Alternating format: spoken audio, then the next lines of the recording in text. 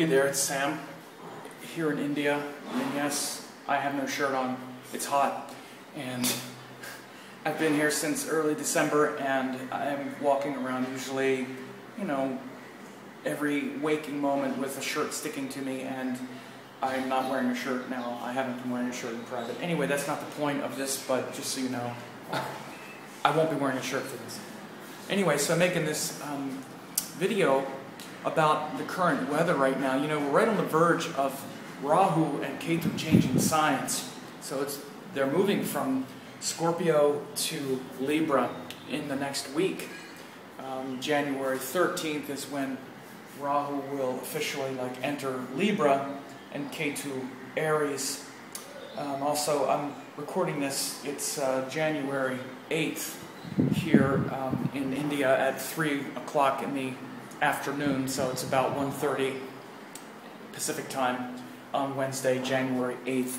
But so the moon is debilitated right now, and it'll be in Scorpio for the next couple of days, and so it's a lot of it's a interesting and sort of intense couple of days for sure right now with this with these changing times and these changing the planets changing, and with the moon debilitated.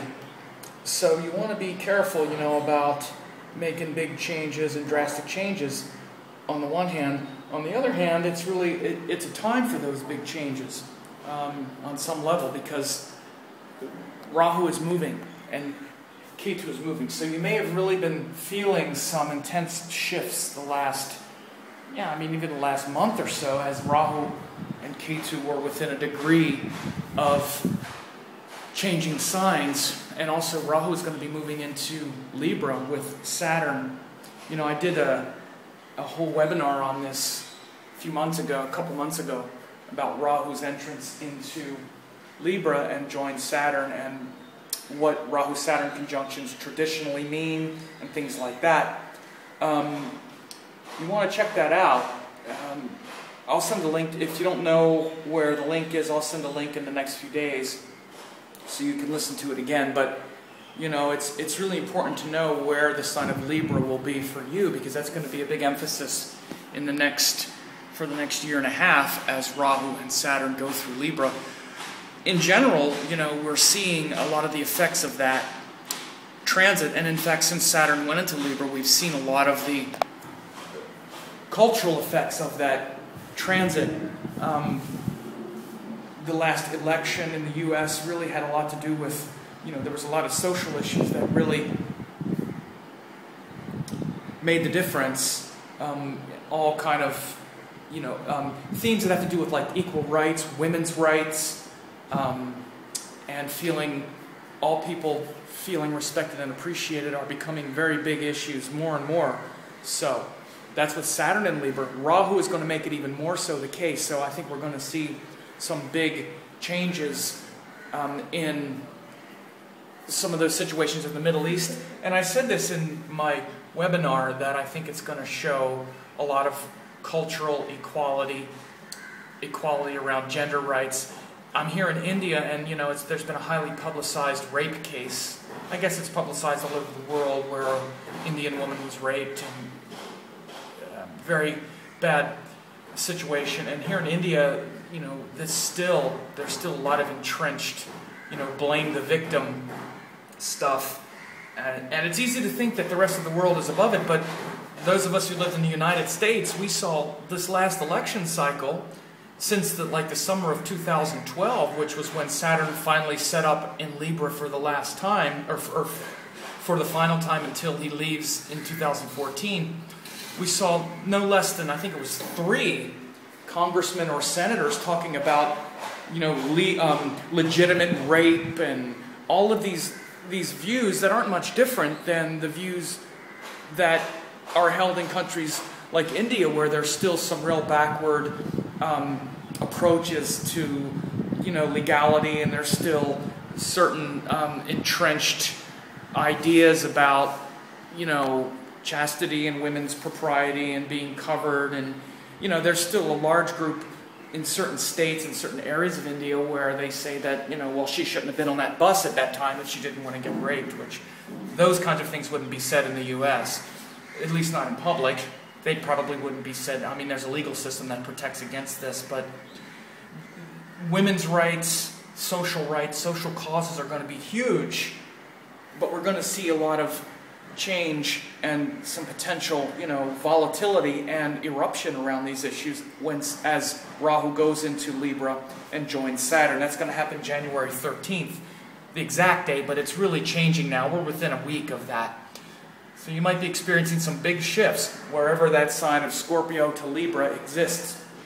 There's people that have Scorpio ascendant, or wherever Scorpio falls. If you have a lot of planets in Scorpio, you'll be experiencing a lot of changes. Or if you have a lot of planets in Libra, you're feeling the shift. Whatever it is, like I happen to have my moon there, so Saturn has been on the moon for me, and then Rahu is also going to join it, so I feel it too a lot of that sort of emotional stuff. So, but this week, and like I say, it's here on January 8th, we're feeling a lot of that pressure, psychological, emotional pressure with the moon in Scorpio, and it'll be there for the next couple of days. By January, well, actually by the evening of January 9th, by the evening of January 9th, it'll have moved into Sagittarius. But the first nakshatra of Sagittarius is Mula, which is the galactic plane, and it's going to be quite dark as well. So the next few days, expect there to be some intensity Tuesday, Wednesday, Thursday, with the moon in Scorpio debilitated, with Rahu and Ketu changing signs. We're feeling a lot of shifts. A lot of them are toward a higher cultural paradigm, but there's also quite a bit of shaking out of the ignorance and the darkness along the way. So this is kind of looks like an Indian prison. It's really not. It's actually quite nice, this room. Mosquito netting here. This is where I'm at right now. So I hope you're having a prosperous new year and an enjoyable one so far. I'll be back in the States around in about 10 days. So anyway, I'll do another update hopefully by then. Oh, the last thing is that I just finished 2013 forecasts. I had made a 2013 video that's free, and I also made forecasts for each of the 12 signs, and I also made a report. So you can download the 2013 general report, and you can also get the forecast for your sign if you want to get that as well, or get the forecast for all 12 signs. I've made it real affordable.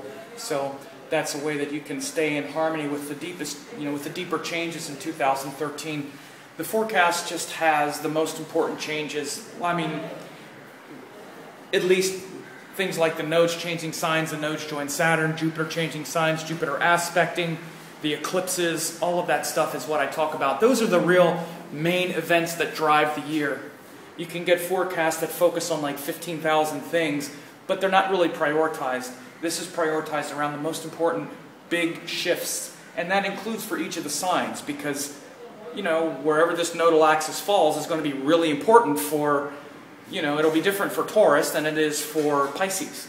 And so I talk about that. And wherever Jupiter moves is going to be different for, Capricorn than for Gemini. So those are the big shifts. Those are the most important things that are going to drive the year. Just like what's been driving our agendas for the last, year and a half or whatever, is where Saturn moves, where the nodes move, where Jupiter moves. These are the big shifts. So check that out if you're interested in getting 2013 forecast for yourself and for your friends or whatever.